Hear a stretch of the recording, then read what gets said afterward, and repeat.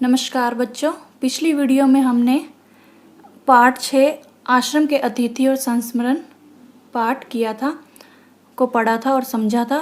तो अब हम इसी पाठ से संबंधित प्रश्न करेंगे। तो आइए बच्चों शुरू करते हैं। हमारा जो पहला प्रश्न है, गांधी जी ने सिला हुआ कपड़ा पहनना क्यों छोड़ दिया?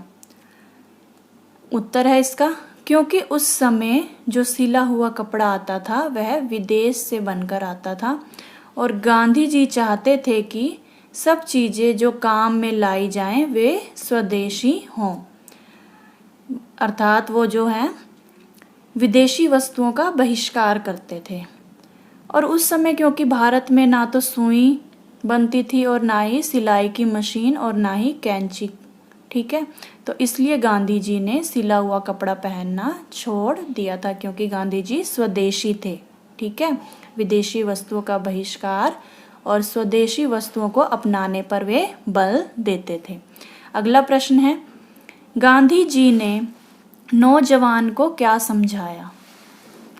तो इसका उत्तर है, गांधी जी ने नौजवान को समझाया कि ईश्वर के बारे में अलग अलग समूहों में लोग अलग अलग तरह की कल्पनाएं करते हैं, कि ईश्वर के बारे में किसी से भी पूछो कोई अलग अपने विचार रखेगा, कोई अलग रखेगा, जिससे क्या होता है उनमें अधूरापन आ जाता है। वैसे तो आप ईश्वर का नाम लेते हैं पर अपने जीवन में उसकी सजीव प्रतिकृति मनुष्य अर्थात ईश्वर द्वारा बनाए गए या रचना किए गए मानव के साथ सही व्यवहार नहीं करते, क्योंकि हर मनुष्य में ईश्वर है और यह मानना ही ईश्वर पर सच्चा विश्वास रखना है और प्रेम और अहिंसा में ही भगवान है। तो गांधी जी ने उस नौजवान को यह समझाया था, यह समझाने का प्रयत्न किया था कि ईश्वर पर विश्वास रखने के लिए, कि ईश्वर को मानने के लिए सबसे पहले हमें जो उसके द्वारा बनाई गई रचना है यानी मनुष्य, उसके साथ सही व्यवहार करना चाहिए, क्योंकि सभी मानव सभी मनुष्यों में ईश्वर का वास है। आगे बढ़ते हैं अगले प्रश्न की ओर।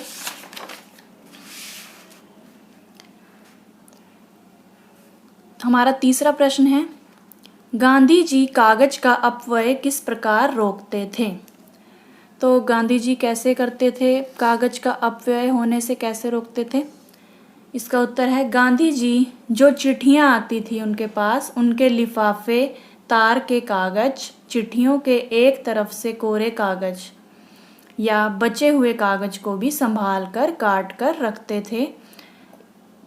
इस प्रकार गांधी जी कागज का अपव्यय रोकते थे, क्योंकि उनका मानना था कि हमें कागज का अपव्यय नहीं करना चाहिए, कि जो चिट्ठियां आती थी उसमें जो कोरा पेज बच जाता था उसे वे काट कर संभाल कर रखते थे, फिर उसे वह अपने आगे लिखने में प्रयोग में लाते थे, ठीक है। अगला प्रश्न देखते हैं। अगला प्रश्न है प्रश्न नंबर 4, आत्म शुद्धि के लिए लेख लिखने का क्या कारण था? तो इसका उत्तर है, आत्म शुद्धि के लिए लेख लिखने का कारण आश्रम में जो कोठार के काम में हिसाब में हुई गड़बड़ी थी, वह कस्तूरबा को जो उपहार में दिए गए 4 रुपए जो आश्रम के दफ्तर में जमा नहीं किए गए थे, यह एक तरह से गांधी जी इसको एक गलती मानते थे, भूल मानते थे। इसी कारण गांधी जी ने आत्म शुद्धि पर लेख लिखा कि हमसे जो गलती हुई है हमें उस गलती को मान लेना चाहिए और उस गलती का प्रायश्चित भी करना चाहिए, ठीक है। आगे बढ़ते हैं अगले प्रश्न की ओर। अगला प्रश्न है प्रश्न नंबर 5, रिक्त स्थान भरिए। यहाँ पे खाली स्थान दिए गए हैं, हमें इन्हें पूरा करना है। गांधी जी की कुटी में डैश की बैठक होने वाली थी। किसकी बैठक होने वाली थी गांधी जी की कुटी में? हिंदुस्तानी प्रचार सभा। हिंदुस्तानी प्रचार सभा। तो गांधी जी की कुटी में हिंदुस्तानी प्रचार सभा की बैठक होने वाली थी। अगला है, मिट्टी का सकोरा एक डैश था।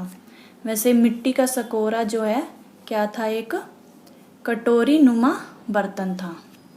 कटोरी नुमा बर्तन।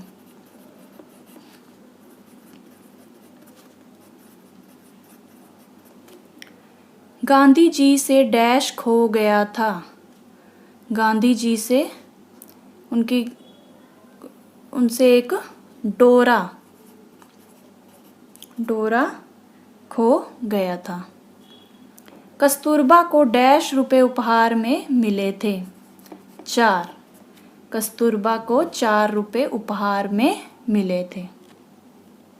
अगला प्रश्न है, उचित उत्तर पर सही का निशान लगाइए। तो हमारा पहला प्रश्न है, कद्दू के विषय पर गीत किसने लिखा था?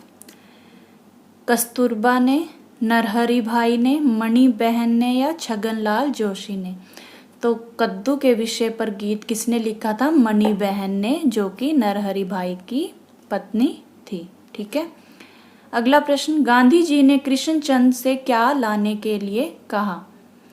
तो गांधी जी ने कृष्णचंद से क्या लाने के लिए कहा? मेज, कटोरा, कुर्सी या औजार? आपकी बुक में जो है औजार ऑप्शन में नहीं दिया गया है, लेकिन पाठ में हमें यही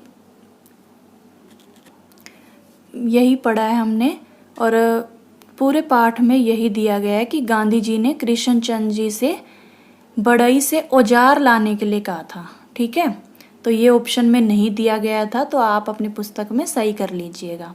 तो यहाँ पर क्या आएगा? औजार आएगा। ठीक है, वहाँ पर ऑप्शन दिए गए हैं मेज, कटोरा, कुर्सी और तिपाई, और औजार मंगवाया था उन्होंने। ठीक है, तो आप औजार, एक ऑप्शन औजार लिख लीजिएगा, और औजार हमारा जो है सही होगा। ठीक है, आगे बढ़ते हैं।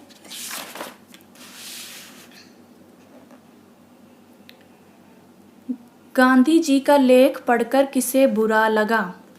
गांधी जी ने जो अपना आत्म शुद्धि पर जो लेख लिखा था वह पढ़कर किसे बुरा लगा था? सरोजनी नायडू, कृष्णचंद, कस्तूरबा या नरहरि भाई? तो इसका सही उत्तर है सरोजनी नायडू जी को। ठीक है। मौलाना अबुल कलाम आज़ाद को किस पर बैठने की आदत नहीं थी?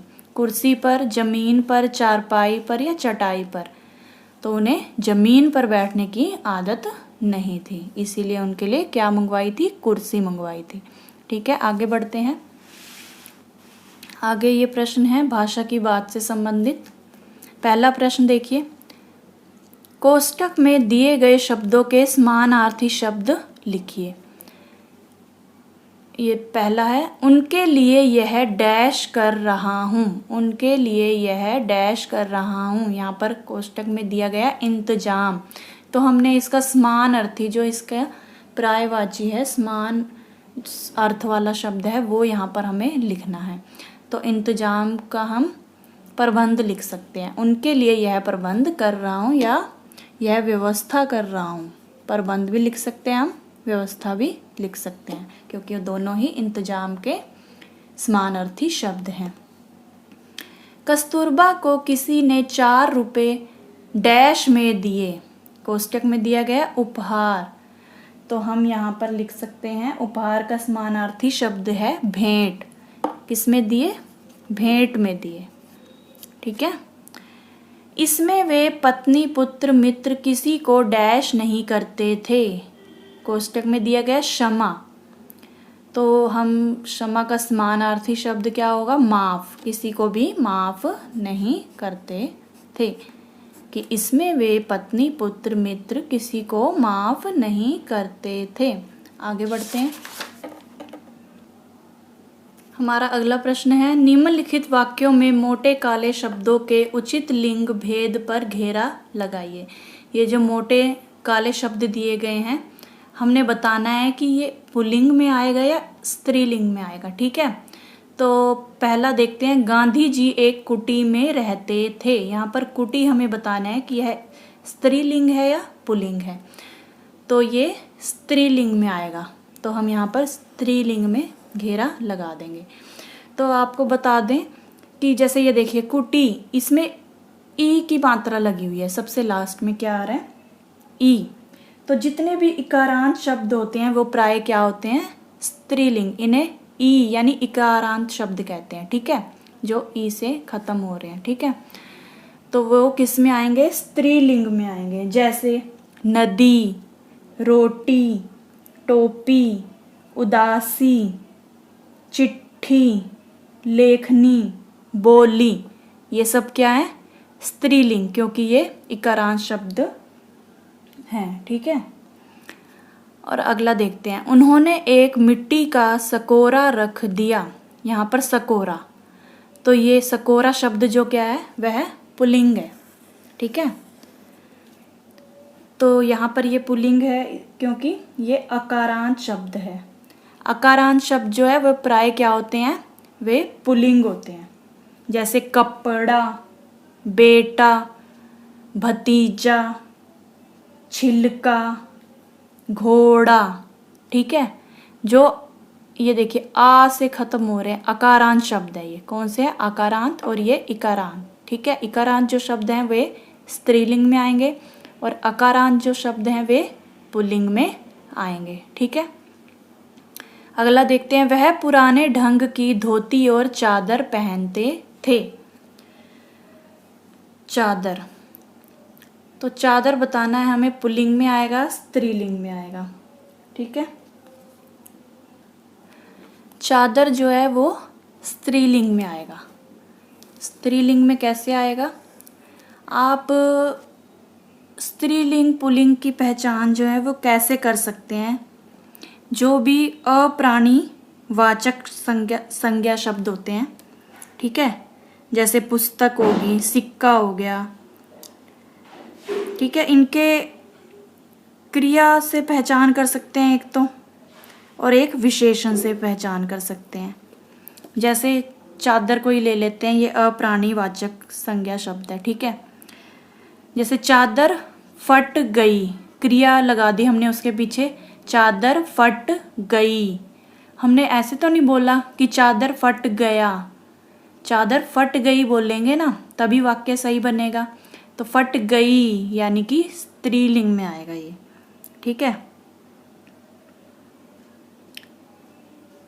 और जैसे अगर पुस्तक होता, पुस्तक फट गई, तो ठीक है, क्रिया से हम ऐसे पहचान कर सकते हैं। या हम विशेषण भी लगा के दे सकते हैं। अच्छी चादर, अच्छी चादर, अच्छा चादर तो नहीं बोला ना हमने, या ना बोल लेंगे हम, क्योंकि अच्छी चादर, अच्छी चादर होता है, अच्छा चादर नहीं होता, ठीक है। तो इससे भी हम पहचान कर सकते हैं, या तो हम विशेषण से पहचान कर सकते हैं या फिर हम क्रिया लगा के पहचान कर सकते हैं, क्रिया से पहचान कर सकते हैं। जैसे चादर फट गई या अच्छी चादर। आपको पता है कि अच्छी जो है क्या होता है? एक विशेषण होता है, ठीक है। अब आगे देखते हैं। गांधी जी के आश्रम का नाम सेवाग्राम था, ठीक है। अब इसके आगे अच्छा आश्रम, ठीक है, अच्छा आश्रम, अच्छी आश्रम तो नहीं बोलेंगे ना, अच्छा आश्रम, तो यानी कि ये पुल्लिंग में आएगा, ठीक है। किस में आएगा? पुल्लिंग में।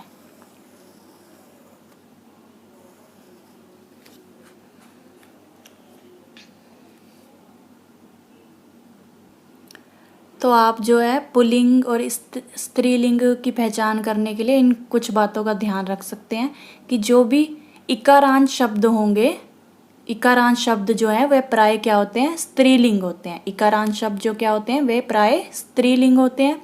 और जो अकारांत शब्द होते हैं वे प्राय क्या होते हैं? पुल्लिंग में आते हैं।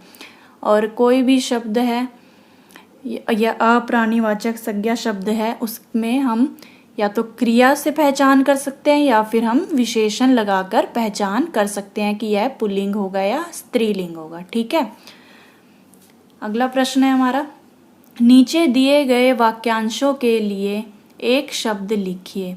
ये वाक्यांश दिए गए हैं, हमें इनके लिए कोई एक शब्द लिखना है। जिसे बहुत थोड़ा ज्ञान हो। पहला देखिए, पहला वाक्यांश क्या है? जिसे बहुत थोड़ा ज्ञान हो, तो क्या होगा? अल्पज्ञ। जिसे बहुत थोड़ा ज्ञान हो, अल्पज्ञ। अल्प मीन्स थोड़ा, ज्ञ मीन्स ज्ञान, ठीक है। अल्प मीन्स थोड़ा, ज्ञ मीन्स ज्ञान, जिसे बहुत थोड़ा ज्ञान हो, अल्पज्ञ। किसी के पीछे चलने वाला, अनुगामी। अनु मतलब पीछे और गामी मतलब चलने वाला, ठीक है। जैसे आपका जो छोटा होगा तो वो अनुज, नू लगा हुआ है ना, अनुज। तो वैसे ही आपके पीछे चलने वाला कौन होगा, अनुगामी, ठीक है। जो कहा जा सके, जो कहा जा सके, कथनीय, ठीक है। जो कहा जा सके, कथनीय। जिसका कोई आकार हो, जिसका कोई आकार हो वह साकार। ईश्वर में विश्वास रखने वाला, ईश्वर में विश्वास रखने वाला आस्तिक। ईश्वर में विश्वास रखने वाला आस्तिक। जो किए गए उपकार को मानता हो, कृतज्ञ।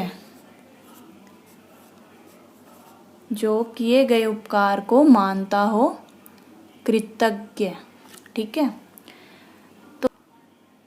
तो बच्चों यहाँ पर हमारा जो पाठ 6 है, आश्रम के अतिथि और संस्मरण, यह पूर्ण होता है। आशा करती हूँ आपको अच्छे से समझ में आ गया होगा। तो मिलते हैं अगली वीडियो में, तब तक के लिए नमस्कार।